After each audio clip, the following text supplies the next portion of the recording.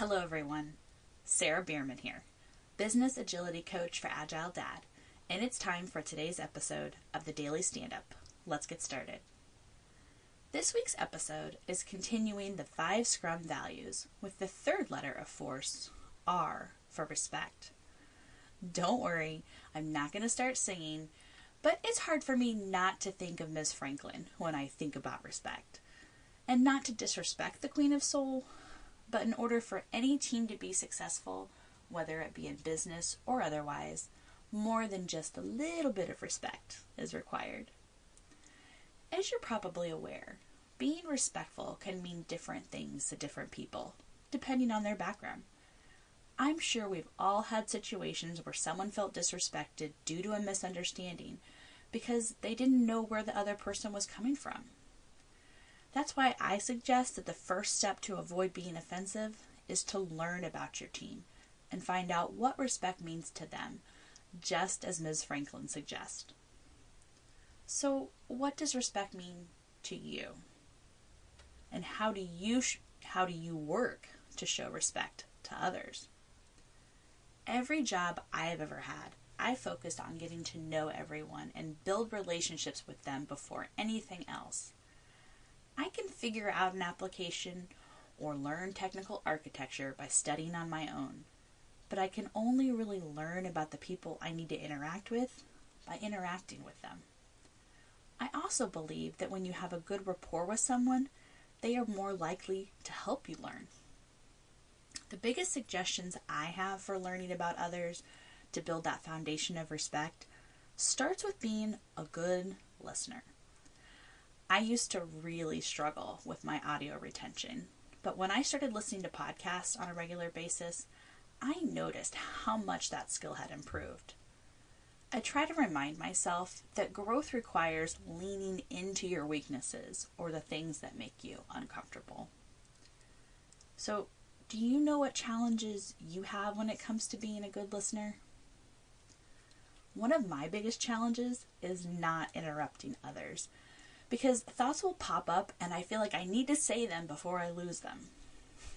My mind usually works faster than my hands can write or type, but I'm working on this bad habit daily, and I found that by keeping post-it notes nearby, I can capture my ideas without interrupting others and return to being a good audience. I know that by being patient and not interrupting others, I usually get more information that will improve my ideas or follow-up questions. Another tool I have found very helpful is mirroring what others say.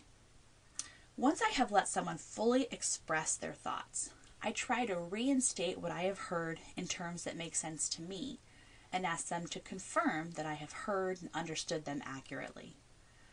I have found this practice very effective in coaching, and I believe it builds respect. It may seem a little silly or a small thing, but I often have people comment on how much they appreciate it. Besides being a good listener, believing in the capabilities and assuming positive intent of your team is so important to foster a respectful culture. There have been work environments where from day one, I felt like I was being sized up and I had to prove why I belonged there. It was exhausting and made doing the work very difficult. If someone is hired on your team, give them the benefit of the doubt and treat them as they deserve to be there. Of course, people will make mistakes and sometimes they will repeatedly let you down, but there are always respectful and professional ways to deal with it. When you act disrespectful, especially in a work setting, people don't forget it and they usually don't get over it. There are many other ways to show and promote respect on your teams, but the point is to make an effort to learn about them and find out what is needed. Just like writing good user stories, when you invest up front in knowing why you are doing something, or in this case, who you are interacting with, the rest of your relationship will benefit from your initial efforts. Happy Wednesday! I hope you feel respected in your current situation and feel motivated to find ways to respect others more. Life is a team sport, and in order to work with others, mutual respect is key. No matter what else you have going on the rest of the week, stay focused, keep it simple, and you will be successful.